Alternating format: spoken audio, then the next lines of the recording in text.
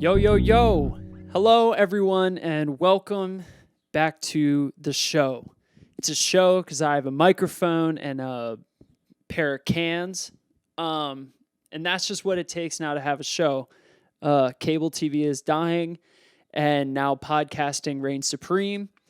And I'm an unemployed actor, so that means I have a podcast. This is supposed to be my triumphant return since I apparently got my shit together, and it seems more like this is my unhinged show.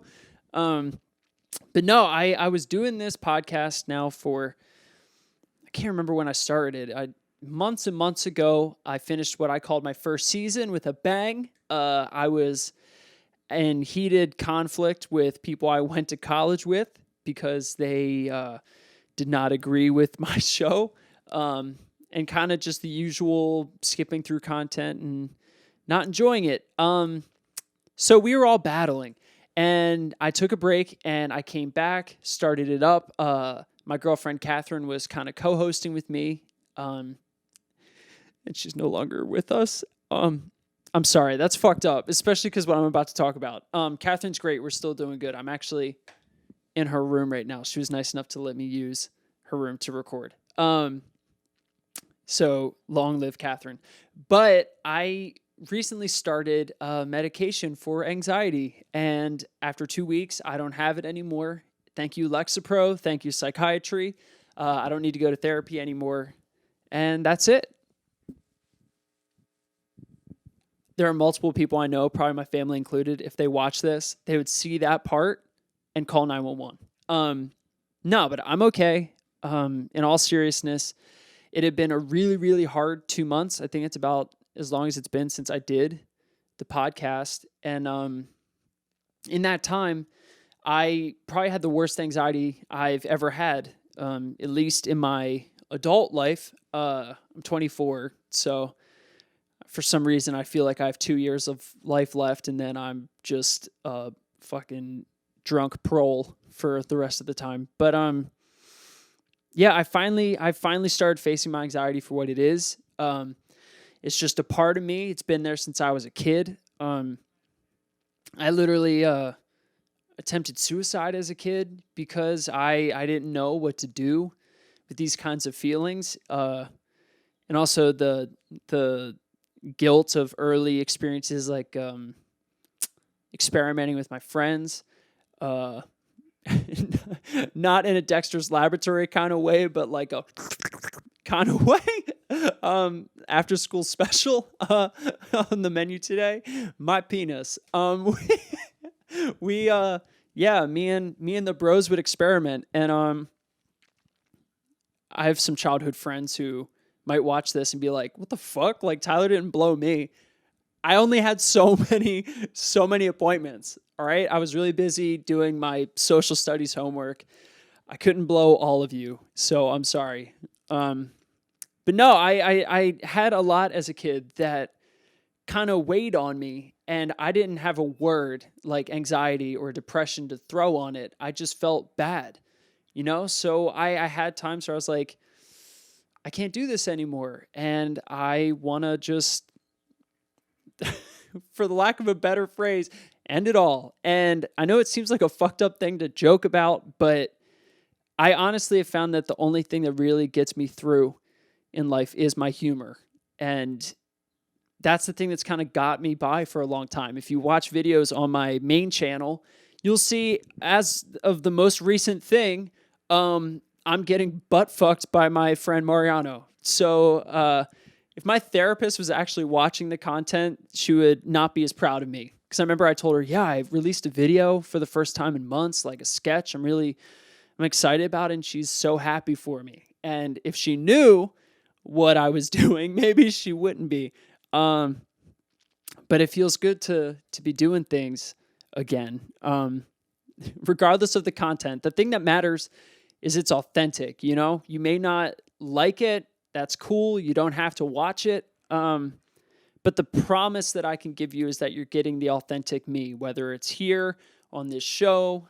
I love calling it a show. Because literally it's me. It's me. But I feel like the qualifications for a show are a lot more open now that the Brave New World uh, existence that we all have now. Everyone can kind of be the star of their own life. And I wanted to share my stuff with anxiety, not because, I'm looking for sympathy or anything like that, but I actually kind of got the courage and the motivation to start medication after two of my friends started, and hearing their experiences and seeing the change in them. I was like, fuck, like I want that.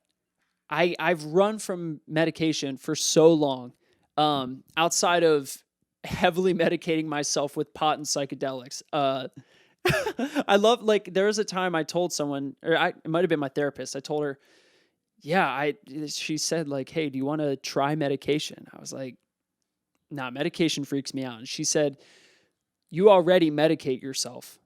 I was like, fuck. Damn it. You're right. And, it's true. I've smoked pot pretty heavily for 7 years. And as of today, I can actually give you the receipts. I have not smoked pot in, let me see. I have the clock thing on my phone because these things help me. Let's see. It has been, it's not going to focus at all. It's been 65 days. I just bit my tongue and choked on air.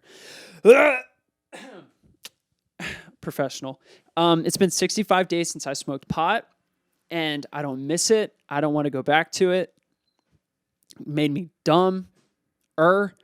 Again, I was getting butt fucked a few weeks ago, so that video could be viewed by 60 people.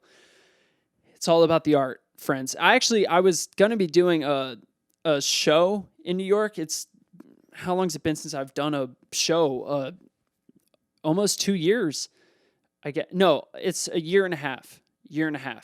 And I got booked for this show, and I was really excited to do it, but the show required full nudity, and I really backpedaled on it, mainly because I was going through all this anxiety for a few months, and I was like, I feel like the last thing that's going to help me is having to helicopter dick in front of an audience of people, especially when the demographic is probably going to fall into the middle-aged gay men of New York vibe. And no shade on any of y'all. I'm going to be a middle-aged bi man one day, so I understand that you're kind of the bricklayers of my temple one day. But if there's one thing I've experienced with middle-aged gay men in this city is that y'all are just trying to fuck me in the butt, and you're not going to pay me for it. So, it's just not really my vibe right now. Nor is it my girlfriend's vibe. If I was getting paid for it, or if the offer was there, I would probably be like, well, babe, I shouldn't do that. And she would say, well, you're an unemployed actor. So if you love me, so that's dark. And I don't think my girlfriend would sell me into sex slavery, but you think you know a person until money's on the table. It changes everybody. So clearly, psychologically, I'm thriving. No, in all honesty, I do feel really good. For the first time in a long, long time, I feel good. And it's nice. It's nice. I can't remember the last time I felt clear for like 2 days consecutively. When I first started the medication, I would wake up and I was just anxious. I was having trouble sleeping and kind of muscle achy. I take Lexapro. More honestly, I take the store brand because my insurance wants the best for me.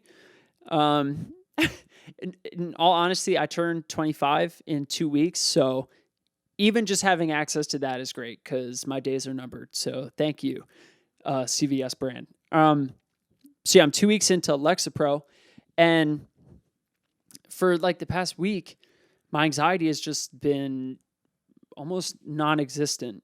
I'm not going to say it's because of, oh, I took Lexapro and I'm cured. But it's more that like I'm in therapy still and I'm conscious now of where a lot of my problems stem from. And I think the awareness is one of the most potent things in trying to rearrange your life.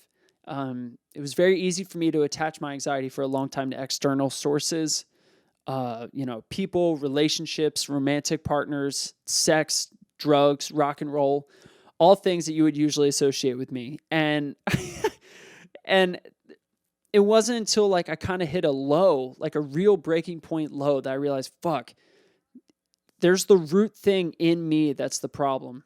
I can blame external sources and problems for the rest of my life, and I'm never going to grow past this. Or I can see, wow, I feel exactly the same as I did when I was 10 years old.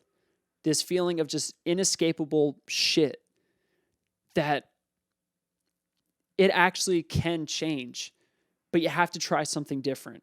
And I was proving myself to be insane for a long time, not because I was getting butt fucked by my friend Mariano on camera to make people laugh, but because I wasn't trying anything different to fix my anxiety.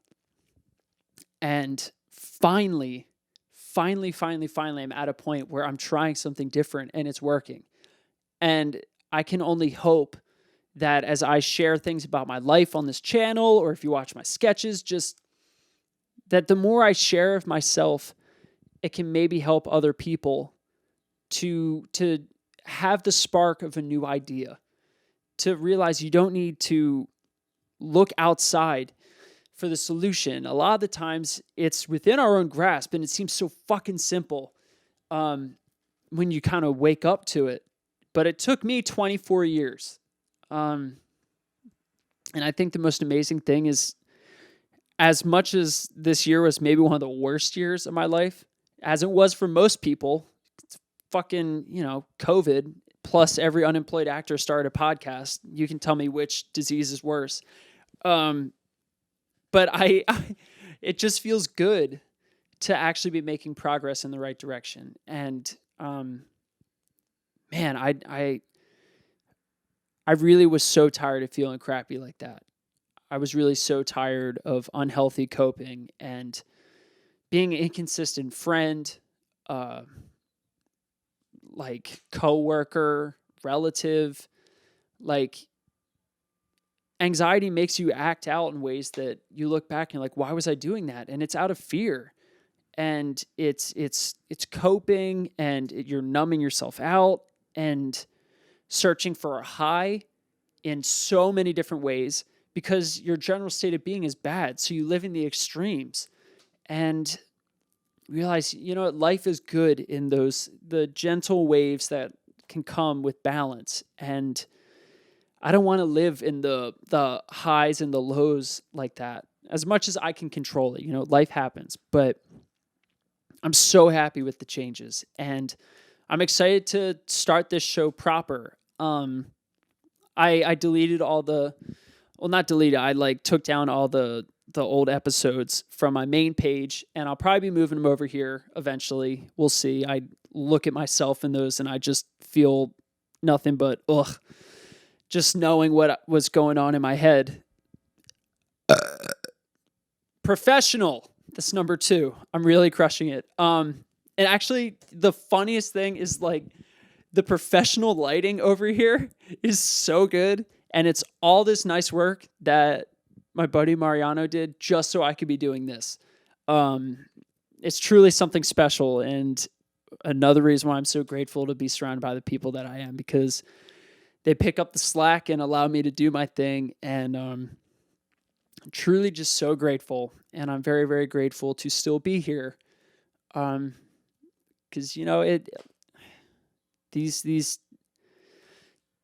this position I found myself in now for maybe the 3rd time in my life, of a real genuine low coming on by my anxiety and my depression, is it feels good to finally be getting this under control and to be making progress. And I wish nothing but that kind of healing for anyone watching this who struggles with anxiety or depression. In all seriousness, I know how hard it is, but y'all, there's hope at the end of the tunnel. sometimes you just got to try something new. And, we can get through it. We can get fucking through it. So the show is back, better than ever. As self-proclaimed, the critics are not raving. But I'm fucking pumped to be back. And this show is going to be all over the place the way I think it should be. If it's going to reflect my brain and be deep in Tyler Ivey, which, again, every middle-aged gay man in New York wants to be. But again, no one's offering to pay. So guys, my Venmo is down below. It has been in every episode. Just let's figure something out. Okay? Not in a weird way. Just let's figure something out. Business is business. We live in a capitalist structure for now.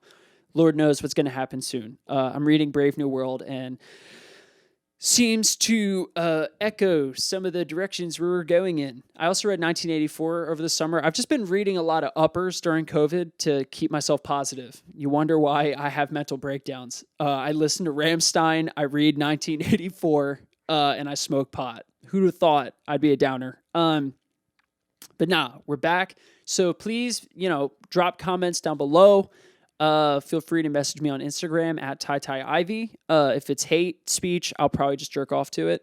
I'm just Whoa, guys, I found the way to stop hate speech. If someone is being hateful towards you, just masturbate and they will not know what to do. The more I think about it, that actually might work. Someone's like, fuck you, you depressed fuck. And you're just, they're, okay. I liked that one video you made with the stilts. You never know. Okay. Well, I think this has gone on long enough. To all of you who made it through, I really respect you. If you're listening on Spotify, you're probably just listening to the full uncut version. I might tweak these a little for YouTube. I haven't really made up my mind. We'll see how it comes out. But we're fucking back, bitches. And we're going to fuck shit up. This is also going to be just, in case you haven't gathered, it's a very inappropriate show. So if you're not into that, it's so cool. No need to hate. Just go watch Trevor Noah and you'll feel better. I'm really just trying to be as inflammatory as I can. I'd like getting a rise out of people. I'm sorry. I love you, Trevor. Him and I are tight. We're cool. We both own hoodies. Anyway, this is Deep in Tyler Ivey. I'm going to be back with a new episode when I am, because I find as soon as I put a deadline, I never meet it. So I'm all about surprises. So who fucking knows, but it's coming. Until next time, y'all, this is Deep in Tyler Ivey. I'll catch you on the flip. Who the fuck do I think I am? I'll catch you on the flip. I grew up in Lansdale, Pennsylvania. I'll catch you on the flip. I have a pinky ring too. Anyway, I'm out. Bye, guys.